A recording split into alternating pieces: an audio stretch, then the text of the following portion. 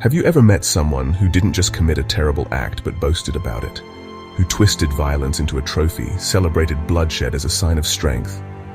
Imagine a world where the worst thing you've ever done wasn't a secret to be hidden, but a song to be sung, loud and proud for all to hear. Because that world existed. It was the world of Lamech, a forgotten figure from the dawn of humanity, whose chilling legacy poisoned generations. He was the first in the Bible to turn murder into a boast, a gruesome performance for his wives. His words echoed for centuries, a terrifying anthem of revenge. But what if I told you that over 1,000 years later, the most unlikely figure would take Lamech's very own boast, hijack its power, and flip its meaning entirely? What if a single, unexpected statement could deliver a knockout blow to Lamech's entire philosophy, without a single punch being thrown? This is the story of how two ancient voices clashed across millennia, and how one ultimately delivered the most unexpected victory. To truly understand the audacity of Lamech, we must first journey back to the very beginning of human depravity, to a garden and to two brothers, Cain and Abel. Cain, consumed by a jealousy so potent it curdled his soul, committed the first murder. He spilled his brother's blood upon the virgin earth, then tried to bury the truth along with the body. God, in his justice, marked Cain, but it wasn't a mark of condemnation for all to see. It was a mark of protection, a chilling paradox. "Vengeance belongs to me," God declared, setting a boundary even for the first murderer. The punishment for killing Cain would be sevenfold. From Cain's cursed line, humanity did not wither. Oh no, it flourished in a strange, twisted way. Cities rose, metal tools were forged, music was invented, culture blossomed. But beneath this veneer of civilization, something far darker festered. A hardening of the heart, a deepening rebellion. Enter Lamech. He was Cain's great-great-great-grandson, the seventh in that bloodline. In biblical numerology, the number 7 often signifies completion or fullness. And in Lamech, we see the of Cain's legacy, not just physical descendants, but a spiritual inheritance of darkness. He perfectly embodied the spiraling moral descent of humanity. Scripture wastes no time in painting a stark portrait. Lamech took 2 wives, Ada and Zillah. This, strikingly, is the first mention of polygamy in the entire Bible, a sign perhaps of a man whose appetites knew no limits. But it is not his marital choices that etch his name into infamy. No, something far more sinister, far more shocking was about to unfold. Something that would echo through history like a macabre melody. Picture the scene. The flickering firelight casts long, dancing shadows across the faces of his wives. Ada and Zillah, their eyes fixed on him, perhaps apprehensive, perhaps captivated. And Lamech, a man swollen with self-importance, opens his mouth not to confess a sin, not to express remorse, but to perform. He recites a poem, one of the oldest pieces of Hebrew poetry ever recorded. A poem of grotesque pride. Ada and Zillah, listen to me. Wives of Lamech, hear my words. I have killed a man for wounding me, a young man for injuring me. If Cain is avenged 7 times, then Lamech 77 times. This wasn't a plea for forgiveness. This wasn't a tearful admission of guilt. No, this was a swaggering declaration, a boast. Lamech, wounded, perhaps even lightly injured, had brutally murdered another man, and instead of shame, he felt vindication. He turned violence into a love song, a twisted lullaby for his wives. He wasn't hiding his sin like Cain. He was celebrating it. He was wrapping bloodshed in the cloak of poetic beauty. And then, that chilling declaration, if Cain is avenged 7 times, then Lamech 77 times. 77 times. It's a multiplication of vengeance, an escalation beyond all reason. Cain, at least, was protected by God with a 7-fold warning. Lamech wasn't warning. He was promising a terrifying, disproportionate retaliation. Humanity wasn't just stagnating morally, it was spiraling downward into an abyss of unchecked wrath. And isn't that still our world today? One insult explodes into a brutal feud. One minor injury escalates into an all-out war. Retaliation breeds retaliation until the original offense is lost, forgotten in the ocean of mutual destruction. But how could a just God allow such unbridled vengeance to consume his creation? Was there no limit, no boundary to this escalating cycle of hatred? The answer, incredibly, was already being prepared. thousands of years before Lamech's song would be truly challenged.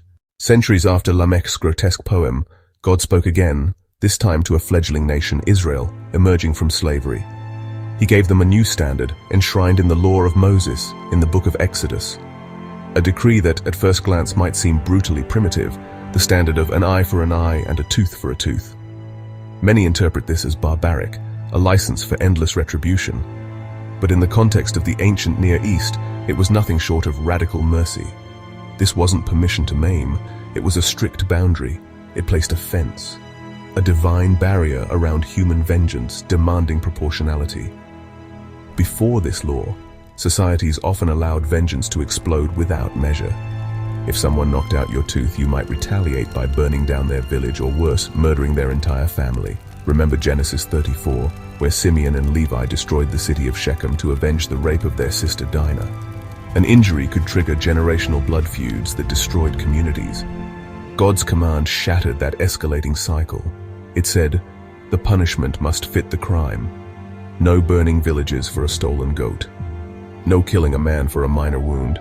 If you take an eye, you lose an eye. Not two eyes, not an eye and a hand, just one eye. It placed a fence, a divine barrier around human vengeance, demanding proportionality. It was a step, a crucial one, away from the terrifying 77-fold mentality of Lamech.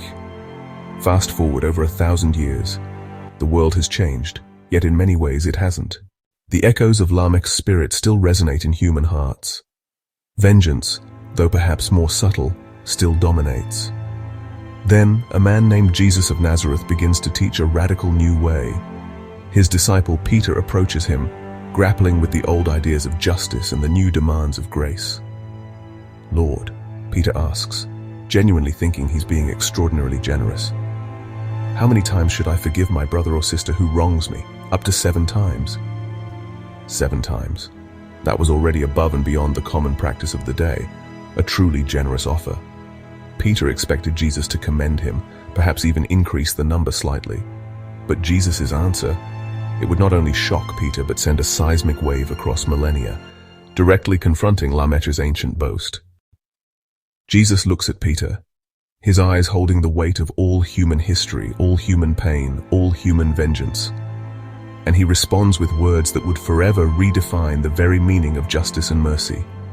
Not 7 times, but 77 times. Do you hear it? Do you hear the echo across the ages? Lamech, that ancient boaster of bloodshed, declared he would exact 77-fold vengeance.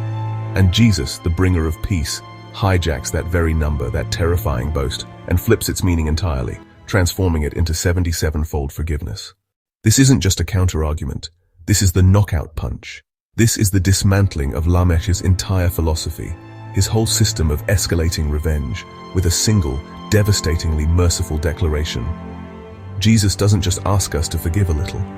He demands an overflowing, boundless, 77-fold ocean of forgiveness.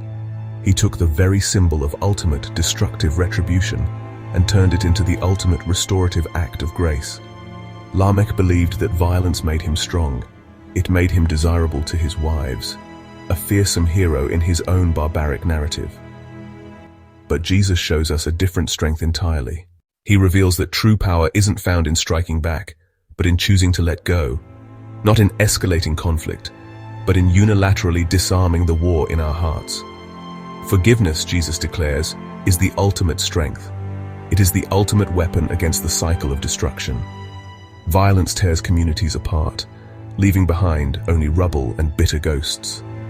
Forgiveness, however, rebuilds them, brick by painful brick, forging connections where only chasms existed.